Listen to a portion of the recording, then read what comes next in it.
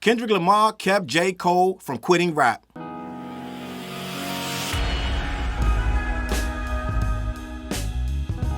Lights up, mics up. Let's get these likes up. Let's hit that subscribe, hit that notification bell.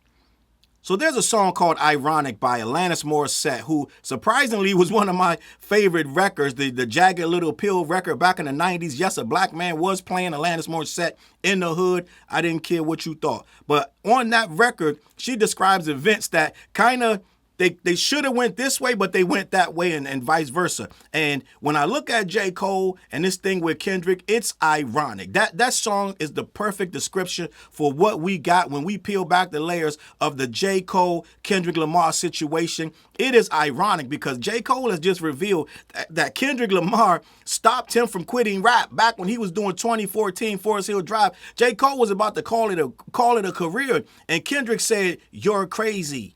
Right? J. Cole was once again on the fence, on the bubble about what to do with his career. As we've seen with a lot of these interviews, J. Cole doesn't always make up his mind on things. He leans one way, then he leans another. One day he's mad at all the Lils in hip-hop. Then the next day he's doing interviews with him. He's doing interviews with Lil Yachty, sitting down with Lil Pump after he told us Lil Pump was gonna fizzle out and fall off. Then he sits down with Lil Pump, which effectively extends Lil Pump's career years beyond it should have went. He came at Wale on False Prophets, and then somehow, some way, no, that wasn't about Wale, even though Wale felt it was about him and the rest of the world did too. Wale even made a response to it. But J. Cole, no, he kind of didn't really have that in him no more. He didn't feel that way, da-da-da-da. He came at Kanye West on False Prophets. Come time to ask him about it, nope, ain't about it, Kanye, da-da-da. Comes at dot on this situation with the 7-minute drill. Then 2-3 days later, nope, I don't want to do that. I'm all set. I'm going to go ahead and delete that track and apologize. We've seen J. Cole on the fence. I think J. Cole overthinks a lot of things. I think J. Cole doesn't really, I'm just going to say this. I don't know if he knows what he really wants to be. I know he wants to be a really good rapper, and he's a fan of the culture. But some of the things J. Cole has done culturally, like he takes a stand over here and then a few days later he can stand over there. That doesn't jive with somebody who really wants to be a really good rapper that really understands the culture and what it's about. The hip-hop will always be a competitive sport. It is a competitive sport. We're competing at this when we rap, gang. The best of friends getting on records together, they're competing for that best verse. That's just how this rap thing works. We listen to our contemporaries and we want to outdo them. Kendrick said the quiet part out loud. You just never say that on a record. We hint at it and this, that, and the third, and we dap each other up when they get us on the record. Rappers like myself, we dap each other's up. We could be in the studio together, and if he outdoes you gonna dap his hand and say, "Bro, listen, that verse is fire, da da da." And you're thinking in the back of your mind, I might rewrite my shit if it's that serious. That's what we do as artists. But it feels to me that J. Cole has always wanted that rep as an assassin, a killer, until it was actually time to kill. And then J. Cole wants to rethink it, look at his public image, look at what the people are saying, and if the people aren't agreeing with it, right? I'm almost certain that J. Cole said something about Kid Cudi and retracted it. I don't even know how many times I've seen J. Cole pop out and say something slick, right? I think he dissed Diggy Simmons. Like, there's a whole lot going on. And then when it comes back, you can correct me in the comments if I'm wrong. Listen, I don't know everything, but I do know some stuff, right? And it feels like over these past couple years, Cole has said this, that, and the third, doesn't stand on any of it, gang. I just feel like Cole really is at odds with himself. He wants to be respected in this space, but he don't want to kill the rappers that he got to kill when it's time to kill them. He want to tell you, don't step to me, don't cross. I'm drawing a line in this sand, don't cross this line. But if you cross that line, he going to draw another line and say, please don't cross that line because I really want to have a good day today.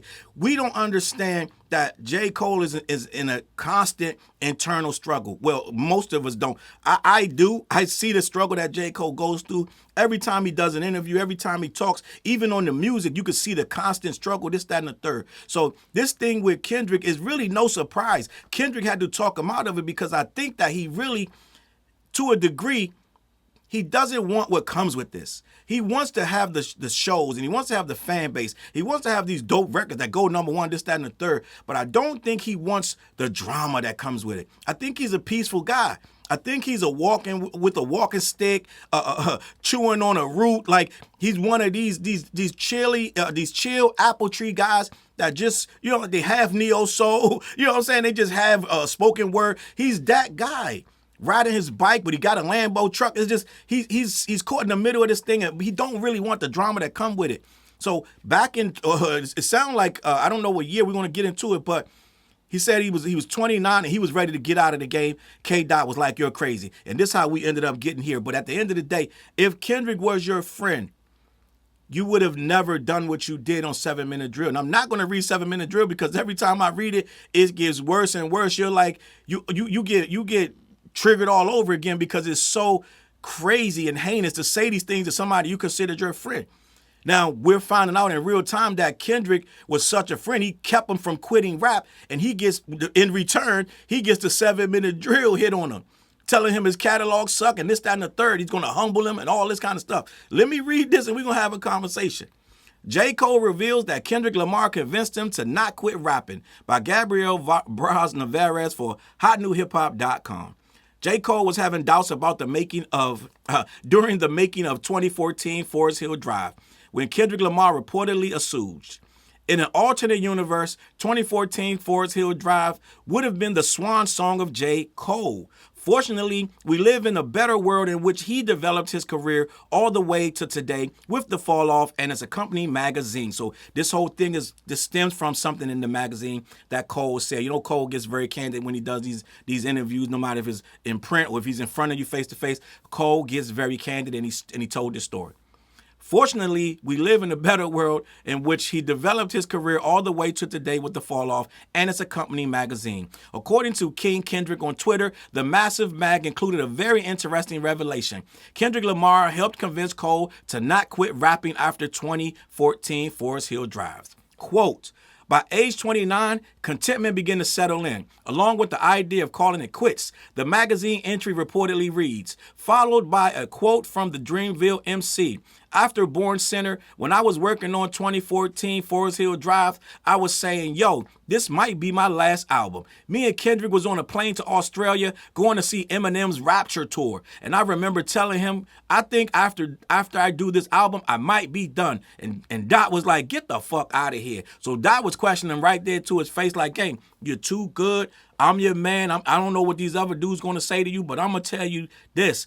You need to keep rapping. You need to get at it. I don't want to hear no more retirement talk. We too young. This was apparently back in, looks like 2014. So this was a very long time ago. He was talking about quitting, but a lot of dudes get that in their head because it gets stressful. Jay-Z was talking about quitting, but Jay-Z was way ahead of the game by the time he was talking about quitting. He wasn't at no 29, okay? After this, the two rappers collaborated on the Black Friday remixes and dropped some of their best material. The rest of the Fall Off magazine probably contains even more curious and revealing moments, which fans are excited to dive into. Of course, this opens up the question of retirement again, something the North Carolina lyricist has talked about a lot during this run for The Fall Off. He has said in the past that he's done making albums in the Cole persona and feels satisfied with his contributions. Let's talk about that. There's a lot to unpack. My first thought is, if Kendrick was your friend, he's riding on this plane with you to Eminem's show in Australia. He helped you get over your assertions or your fears about going forward with rap. You thought you were about to quit. He allegedly talked you out of it. Why then would you then go and years later, there's a lot to unpack of what I think he did it for, but years later you make a record as heinous as 7 Minute Drills, gang, and if I read them lyrics, you'll be like, whoever saying that to who? If I didn't tell you who it was, you would think it was a drill rapper telling another drill rapper he's going to kill him. That's how serious them 7 Minute Drill lyrics. Go read them for yourself. I'm not doing it again. Every time I read them, people get shocked that these are the lyrics that J. Cole said to Kendrick. These are the lyrics. It's a lot of gun talk. It's crazy, gang. So you said this without giving him the grace, the benefit of the doubt. You could have called him about that verse. The like that verse was not that savage for you to come back with all this gun talk and this, that, and the third. You're going to humble him, his catalog, his doodle, all this shit. You really went at him. But at the end of the day, this guy was a friend.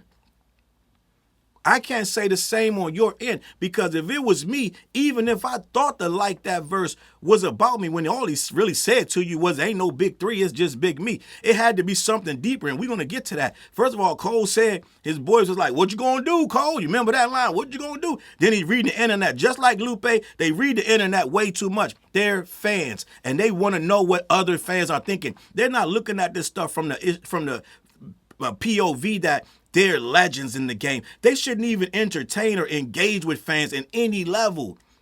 They shouldn't be looking at reactors and wanting to engage with the reactors, good, bad, or indifferent. You can watch it, but it shouldn't be something that drives you where Cole was like, I had to get off YouTube for a while. That means you're way too invested in what the reactors and the fans are saying.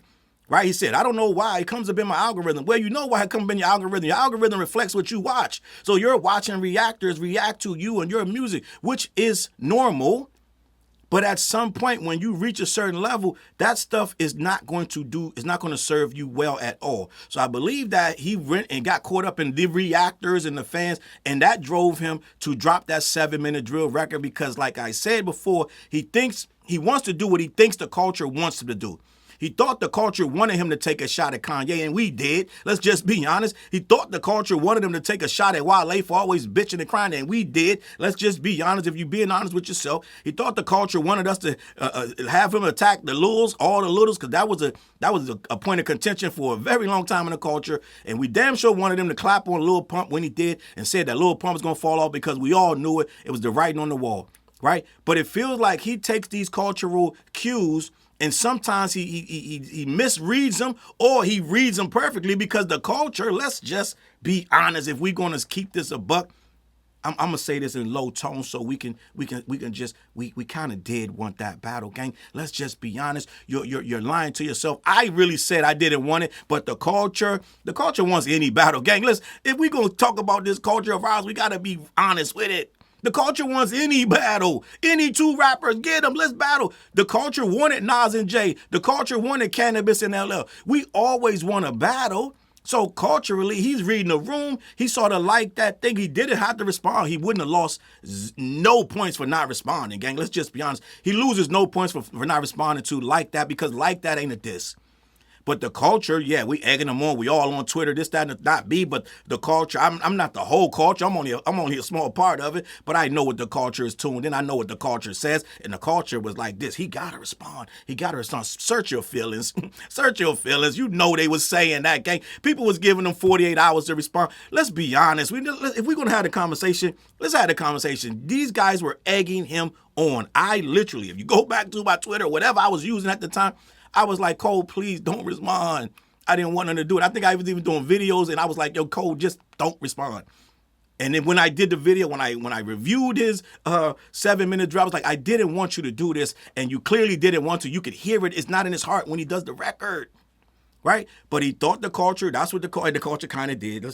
The culture kind of did. He did what he thought he was supposed to do and ended up regretting it. My thing is, if that was your friend, it wasn't that egregious for you to do the 7-minute drill on him, especially when you guys were hand in hand going to Australia to watch Eminem of all people. You could have shot him some bail. You could have shot him some grace. People like to rewrite history and call Kendrick the hater. Yeah, I'm the biggest hater. Da, da, da. Yeah, this, that, and the third. But at the end of the day, Like That was more so addressed to Drake. It was addressed that it's time to prove that he's a problem, all this little stuff. That was addressed to Drake.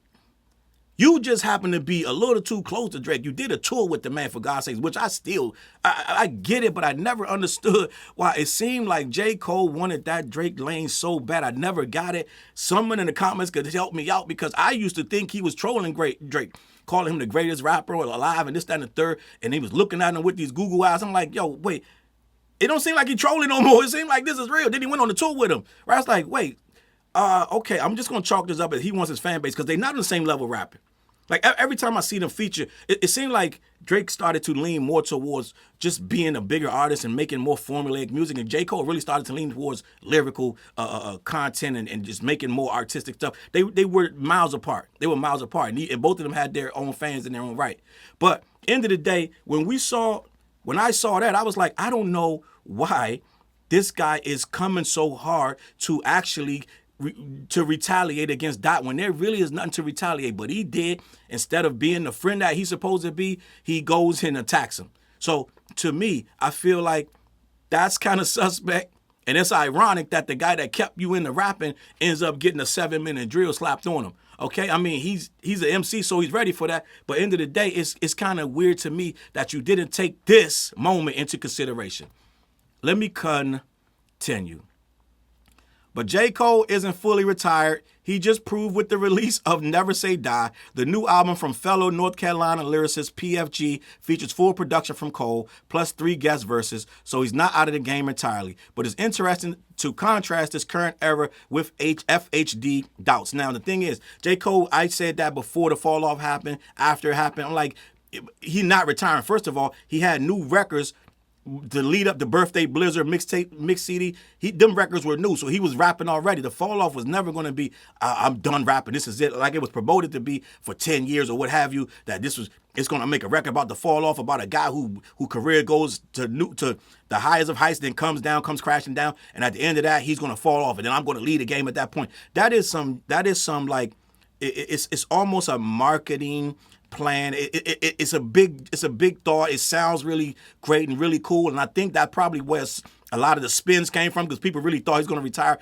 But you clearly could tell he wasn't even done rapping when he dropped the fall off. He did some features right after that, if I'm not mistaken. So it's like, you're already rapping. You ain't even finished. You ain't even really finished with this album yet, and you're already doing features, this, that, and the third. So I'm like, he's not done rapping. That was never going to be real. That was always I think he kind of wanted to believe that, but then he claimed that he got reinvigorated when he came back, when he started to finish the fall off. He got reinvigorated to be even better at rapping than he was before he did the fall off. So the fall off triggered him. It reignited him. It reignited his spark and his hunger. So he became even more ready and willing and able to get out here and start doing what he does with the features and this, that, and the third all over again at a higher level. He was more invigorated because of what happened in the battle, or the battle that he almost got in and he walked away. So that's one of the things that I did want to discuss, because there was never going to be any retiring anyway. If you're a real MC, that retirement shit is a myth. No real MC ever retires. You really don't. Jay-Z gonna be kicking verses. He's gonna be 75 and still gonna be trying to get a whole verse. It's no MC retires, gang. It is what it is. And that's why it's so surprising that these guys took so much pain or envy and jealousy and this, that, and the third from that Control moment. Kendrick really has 2 moments. He has the monster freestyle where he's like, I'm trying to come for you guys, and then he comes back on the Control. He was a troublemaker. He's a little troublemaker, this, that, and the third as an MC. Now, a lot of MC, I'm just going to be honest, well, we would have been like, if this was on a local level, you gotta think about how cool you are with this guy. If I'm really cool with him, I'm going to call him like, yo, nigga, like, you dead ass, da-da-da. We going to laugh about it, da-da-da. And I'm going to be like, oh, yeah, I'm going to get you this. So next feature, then I'm going to tear your ass up, da-da-da. You're going to take it like that, or you're going to take it like Homeboy took it, right? The bubble bath rapper, and be like, oh, I really don't want to just make moments. I want to make music that stand the test of time. Are you still bumping the Control verse?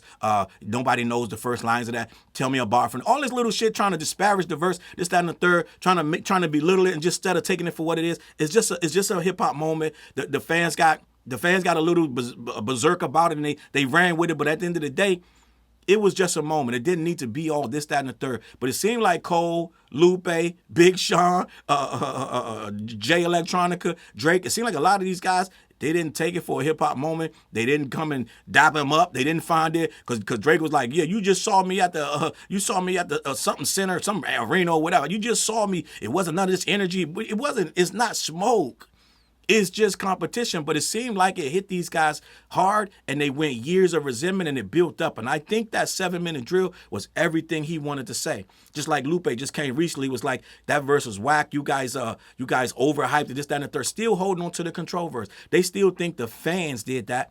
The fans made that verse better than it is. They hype it up. They push it out there like this is the end all be all. And then now they're dissecting every line of it, this, down the third. Oh, the verse is weak because they still feel away. And I think this 7-minute drill is way deeper than them being on the plane together as friends. I think he really had inner thing he wanted to address about this control thing too. I think a lot of this stuff with this 7-minute drill and a lot of other things, that's why we never got that collab album. I think they started to drift apart around that time as well. I think ever since around that time of that so-called collab album, I think they started to sense something in each other. Yeah, we can still talk on the phone. We can still be cool, this, that, and the third. And apparently J. Cole makes these guys feel real comfortable because Wale did the same thing. Wale said when he heard the False Prophets, he had just got off the phone with J. Cole that night before, and then the False Prophets record came out. And he said he was devastated because he had just told J. Cole some real personal stuff, and J. Cole was helping him work through some stuff. So apparently J. Cole is a good listener, and he makes you feel comfortable, and then he comes with these things. So it's like,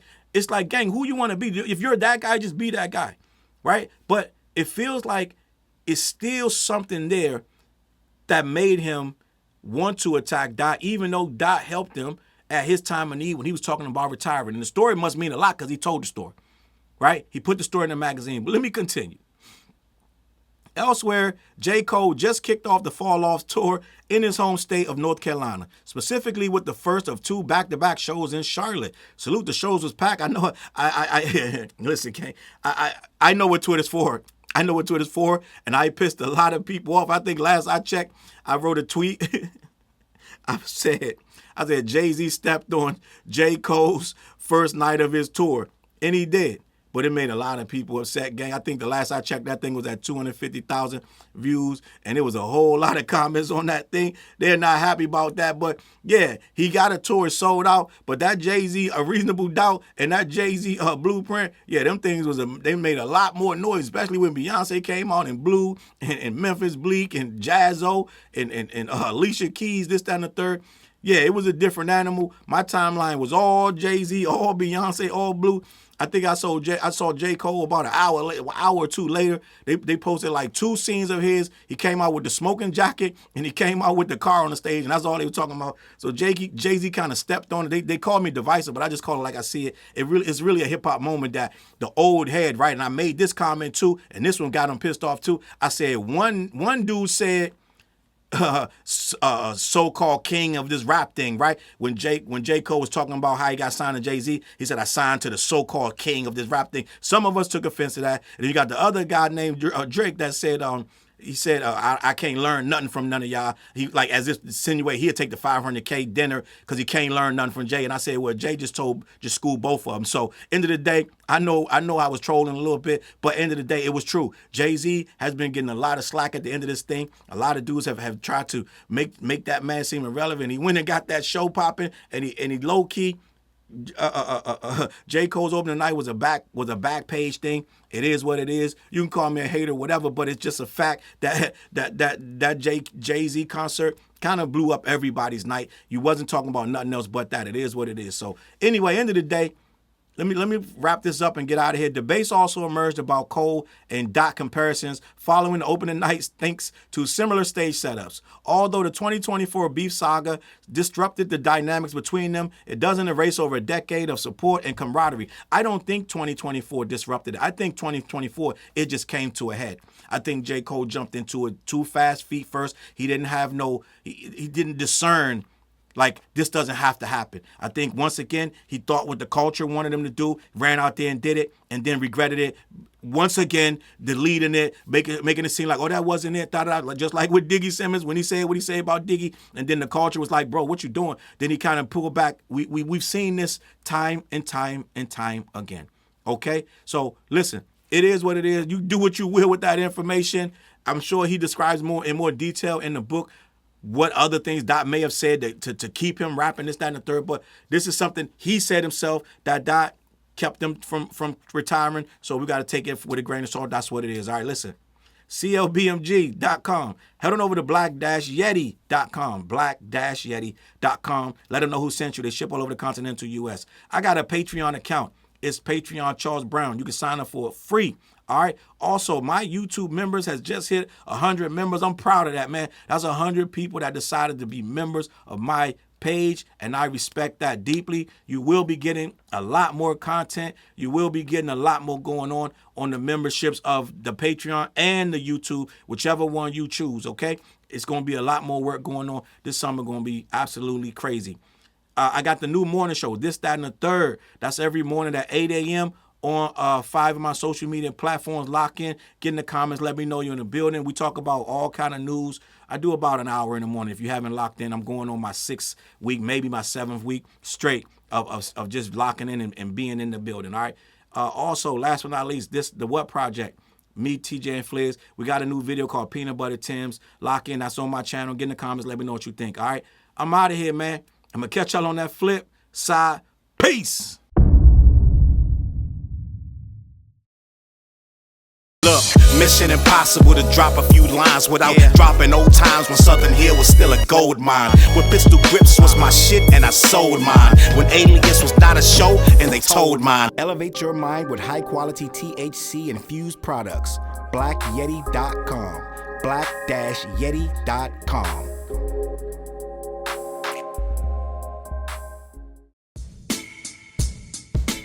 CLB. Get my coat, get my sheepskin, grab my wallet, get my pocket knife, and get that hat right there. We out.